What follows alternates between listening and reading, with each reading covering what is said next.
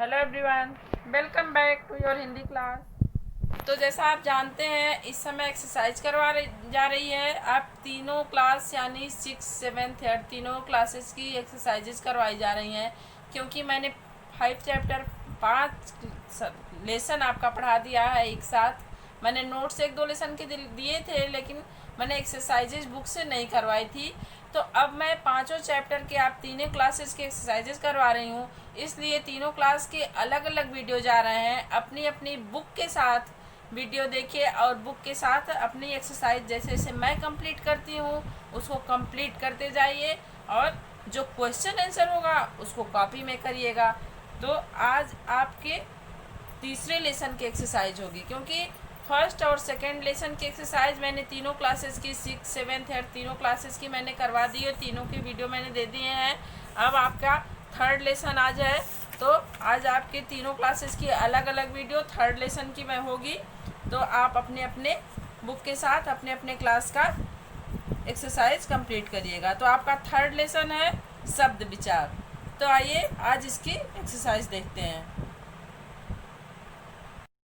Class 8 का chapter number 3 यानी शब्द विचार। शब्द विचार में आपका पहला क्वेश्चन है, सही उत्तर पर सही का निशान लगाइए। तो सही उत्तर पर सही का निशान आपको पहला क्वेश्चन आपका है, वर्णों के वे समूह जो कुछ न कुछ अर्थ देते हैं क्या कहलाते हैं? तो वे शब्द कहलाते हैं। आपको दूसरे ऑप्शन पे टिक करना है। फिर है आपका, दो या दो से अधिक शब्दों से मिलकर बने शब्द कहलाते हैं यौगिक शब्द।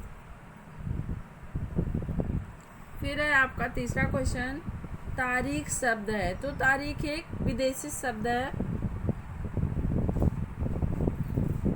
अविकारी शब्द कितने प्रकार के होते हैं? तो अविकारी शब्द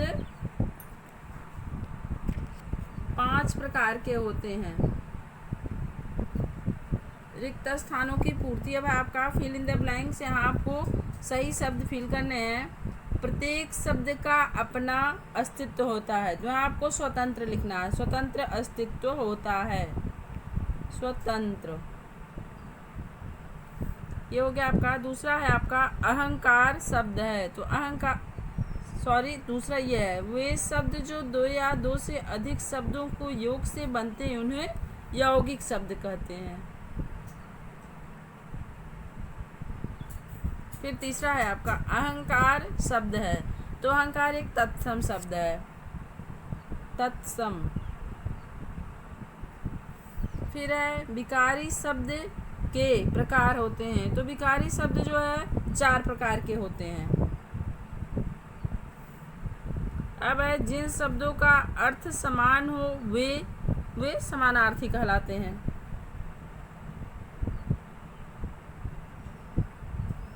समानार्थी।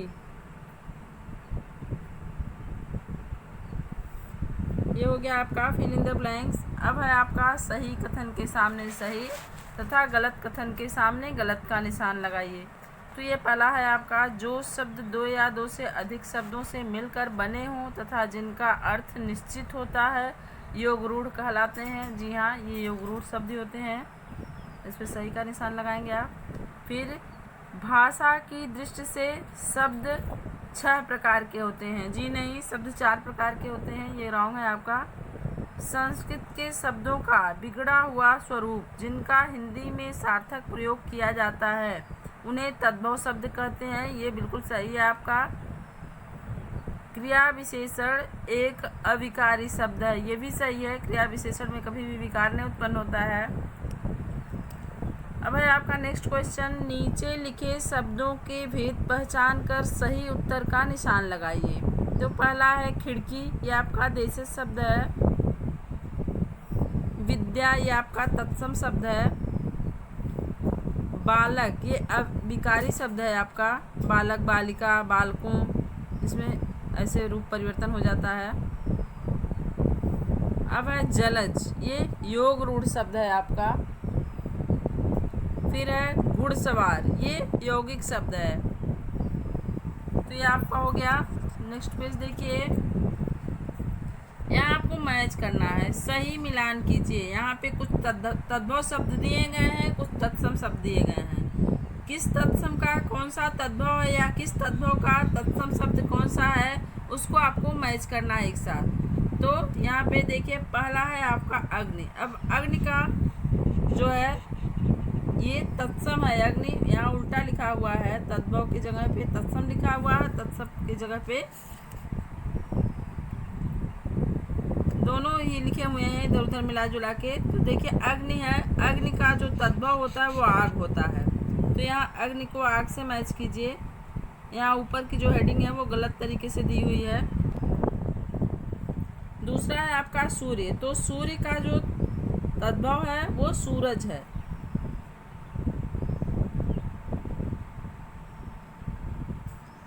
अब देखिए एक गृह दिया हुआ है, गृह का जो तद्भव शब्द होता है वो घर होता है, तो ये गृह का घर से आपका मैच हो गया। फिर मयूर, ये तत्सम शब्द है, तो इसका तद्भव मोर होता है, ये हो गया आपका मयूर का मोर। फिर कर्ण है, कर्ण का तद्भव शब्द है कान, तो ये कान से आपका मैच हो गया। यहाँ पे तद्भव जो है यहाँ पे तत्सम लिखना चाहिए था और तत्सम की जगह तद्भव, ये आपका उल्टा लिखा हुआ है, इसको सही कर लीजिएगा आप।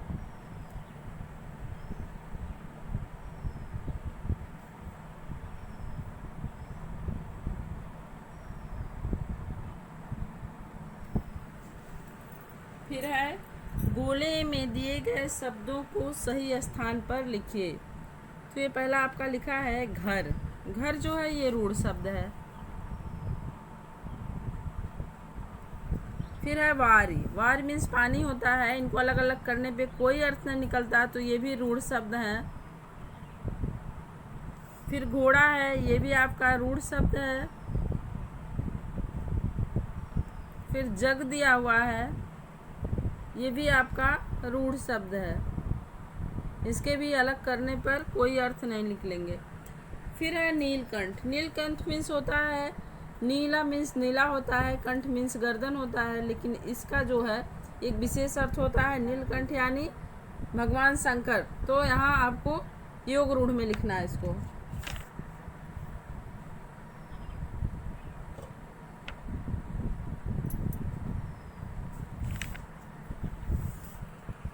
फिर है आपका कुपुत्र, कुपुत्र ये यौगिक शब्द है।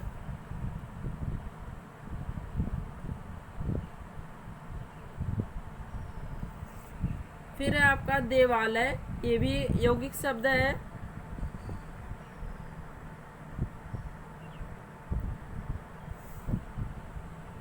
फिर है आपका पुस्तकालय, ये भी यौगिक शब्द है, पुस्तक के लिए आलय।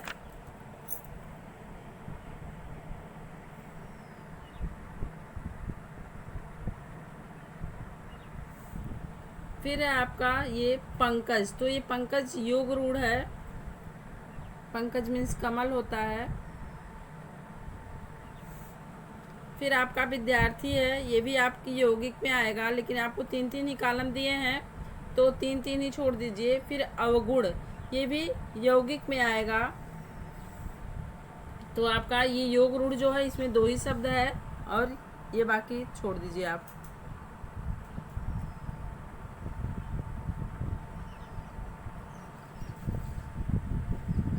विद्यार्थी भी आपका यौगिक में ही आएगा, तो ये यौगिक शब्द ज़्यादा है, तो इसको छोड़ दीजिए, और योग रूढ़ 2 ही शब्द दिए हुए हैं इसमें।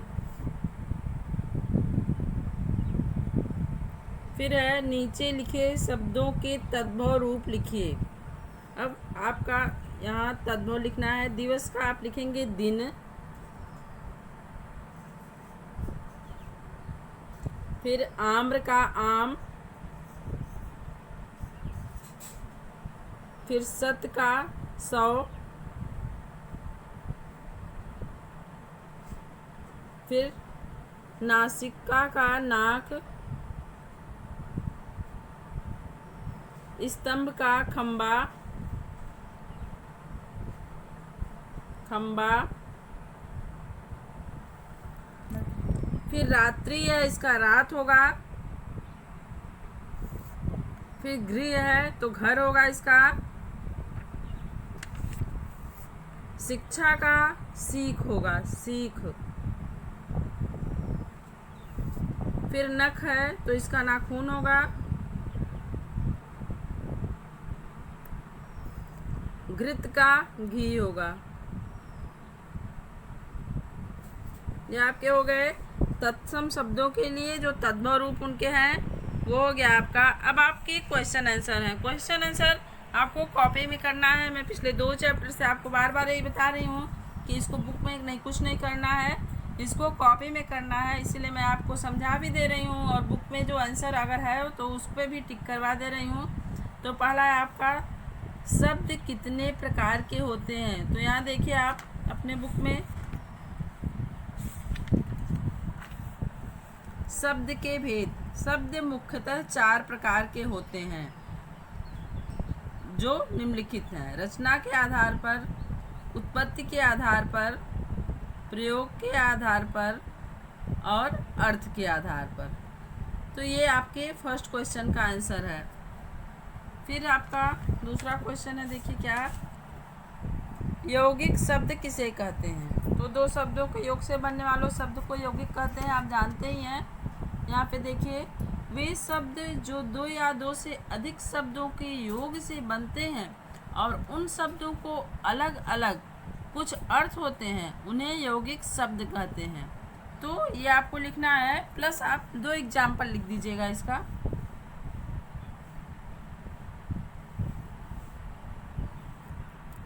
तो ये आपका दूसरे क्वेश्चन का आंसर हो गया।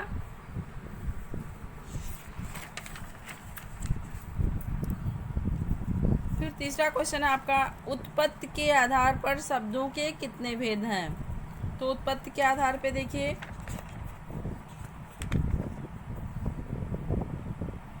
उत्पत्ति के आधार पे यहाँ पे दिया है, भाषा की दृष्टि से शब्द 4 प्रकार के होते हैं जो निम्नलिखित हैं।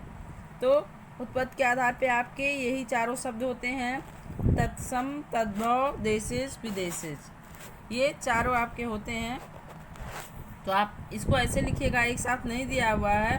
उत्पत्ति के आधार पर शब्द, देखिए यहाँ पे दिखा है भाषा की दृष्टि से, लेकिन ये शब्द आपको नहीं लिखना है। आपको लिखना है उत्पत्ति के आधार पे शब्द 4 प्रकार के होते हैं, तत्सम शब्द, तद्भव शब्द, देशिज शब्द, विदेशिज शब्द। ये चारों आपको लिखना है। और यहाँ ऊपर जो भाषा की दृष्टि से, ये नहीं लिख के, ये आपको लिखना है उत्पत्ति के आधार पर शब्द 4 प्रकार के होते हैं। ये उसके बाद ये चारों नेम आपको लिखने हैं, तत्सम, तद्भव, देशिज, विदेशिज। ये चारों शब्द होते हैं उत्पत्ति के आधार पर।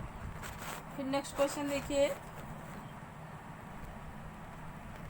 अर्थ के आधार पर शब्द कितने प्रकार के होते हैं। तो ये भी यहाँ आपको मिल जाएगा।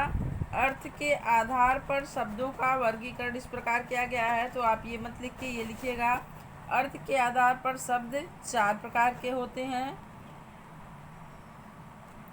एकार्थी शब्द, अनेकार्थी शब्द, पर्यायवाची शब्द, विपरीतार्थी या विलोम शब्द। ये चारों नेम आपको लिखने हैं। ये आपका चौथा क्वेश्चन हो गया। अब नेक्स्ट क्वेश्चन देखिए आगे पेज में। नेक्स्ट क्वेश्चन है आपका, देशज और विदेशज शब्दों में अंतर बताइए। तो यहाँ देखिए, देशज शब्द क्या है आपके, जो शब्द न तो संस्कृत भाषा से हैं और न किसी अन्य भाषा से लिए गए हैं, परंतु जो हिंदी में आवश्यकता के अनुसार बना लिए गए हैं, उन्हें देशज शब्द कहते हैं। देशज शब्द जैसे हम परंपरा से जैसे कुछ तत्सम शब्द बोलते हैं, जो मान लीजिए रूढ़ शब्द जो होते हैं, कैसे उनका नाम बन गया, किस आधार पे बना, वो कोई नहीं जानता है, लेकिन हम जानते हैं कि ये यही चीज़ है। अगर उसका हम पर्टिकुलर जैसे कहेंगे हम गिलास, तो हमारे सामने गिलास की तस्वीर आ जाएगी कि गिलास क्या है, हम उसका कोई अर्थ ऐसे नहीं जानते।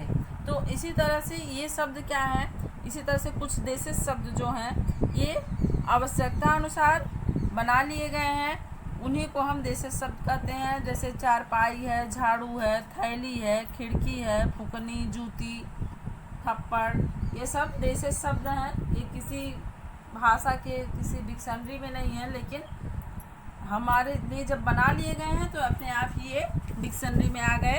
और ये देशी शब्द कहे जाते हैं, जो हमारे देश से ही उत्पन्न हुए हैं।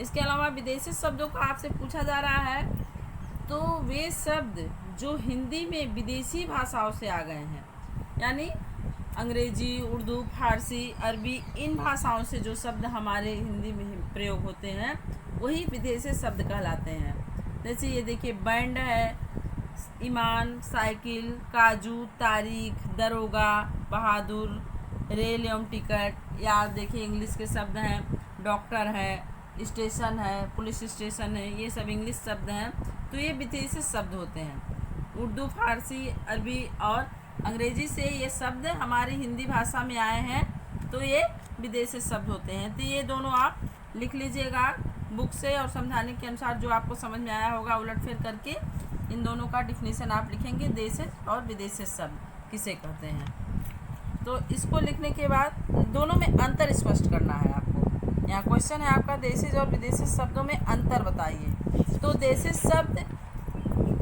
किसी भी, यहाँ पे देखिए, ये तो न संस्कृत न किसी अन्य भाषा से आए हैं, आवश्यकता अनुसार बना लिए गए हैं। अंतर आपका क्या फिर आप लिखेंगे, जबकि विदेशी शब्द जो हैं वह विदेशी भाषाओं से, किसी न किसी अन्य भाषाओं से हमारी हिंदी भाषा में सम्मिलित हुए हैं। तो दोनों में अंतर क्या है, ये आवश्यकता अनुसार बना लिए गए हैं, वो किसी भाषा से नहीं आए हैं, वो किसी न किसी अन्य भाषा से, विदेशी भाषा से आए हैं। और इसको देशज में लिखेंगे, ये किसी भाषा से नहीं लिए गए हैं बल्कि आवश्यकता अनुसार बना लिए गए हैं। और विदेशी, जबकि विदेशी शब्द किसी न किसी विदेशी भाषा से आ गए हैं।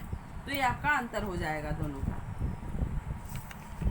अब आपका लास्ट क्वेश्चन है, विकारी और अविकारी शब्दों से आप क्या समझते हैं, उदाहरण देकर स्पष्ट कीजिए। तो यहाँ आपको अंतर नहीं बताना है, दोनों का डिफिनीशन देना है, क्या आप समझते हैं। विकारी क्या होते हैं, अर्थात जिनमें वचन, लिंग, काल के अनुसार परिवर्तन हो जाता, वे विकारी होते हैं।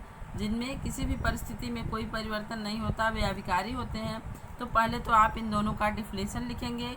विकारी शब्द यहाँ पे दिया हुआ है, जिन शब्दों के रूप वाक्य में परिस्थितियों के अनुसार परिवर्तन हो जाते हैं, उन्हें विकारी शब्द कहते हैं। ये आपके विकारी शब्द का हो गया।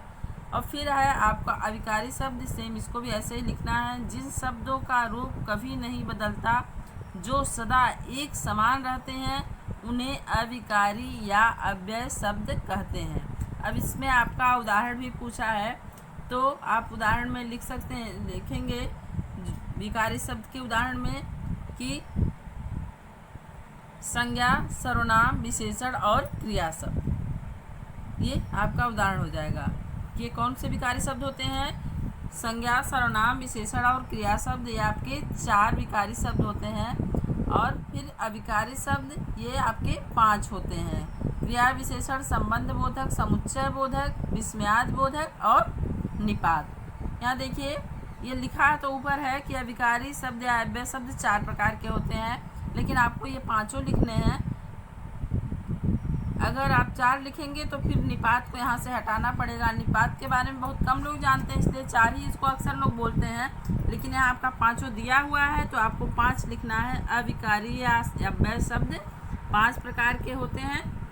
ये आपको ये नहीं लिखना 5 प्रकार के, उदाहरण बस आपको उदाहरण लिखने हैं कि अविकारी शब्द वे हैं जिन शब्दों के रूप कभी नहीं बदलते, जो सदा एक समान होते हैं, जैसे क्रिया विशेषण शब्द, संबंध बोधक, समुच्चय बोधक शब्द, विस्मयादि बोधक शब्द और निपात शब्द। निपात, हाँ, भी, याद, ये शब्द होते हैं जो कि किसी सामान्य शब्द पे जोर देने के लिए बनाए गए होते हैं। इनका अपना अलग से कोई अर्थ नहीं होता है, लेकिन जिसके साथ जुड़ते हैं उन शब्दों पर विशेष बल दिया जाता है। जी, हाँ, भी, ये शब्द जो हैं निपात होते हैं।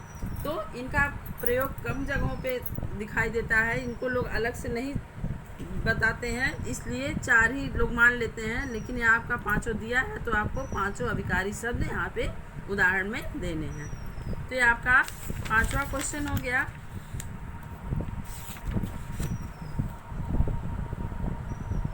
सॉरी, ये छठा क्वेश्चन था आपका। 6 क्वेश्चन है आपके। ये 6 क्वेश्चन आंसर आपको अपनी नोटबुक में, अपनी कॉपी में लिखने हैं। लेसन डाल के, लेसन नंबर और लेसन का नाम लिख के फिर क्वेश्चन आंसर सिर्फ इसी को कॉपी में करना है। बाकी आप अपनी बुक में फिल कर लीजिएगा। इसके अलावा कोई वर्क कॉपी में नहीं करना है, बस ये क्वेश्चन आंसर आपको कॉपी में करना है। अब आपका ये तीसरा चैप्टर कंप्लीट हो गया। नेक्स्ट वीडियो में चौथे अध्याय यानी शब्द निर्माण या शब्द विचार का, जो उपसर्ग और प्रत्यय से बनते हैं शब्द, उनका आपको एक्सरसाइज करवाया जाएगा क्लास से अर्थ का। ये दोनों आपके बच्चे हैं। 5 लेसन आपके कंप्लीट हो गए हैं पढ़ाने में। अब 2 एक्सरसाइज आपकी कंप्लीट करानी है। उसके बाद आपका ये 5 चैप्टर कंप्लीट होने के बाद अगला चैप्टर स्टार्ट होगा पढ़ाने के लिए। पहले ये 5 एक्सरसाइज हो जाए तो आपका ये तीसरा कंप्लीट होगा। Okay, thank you.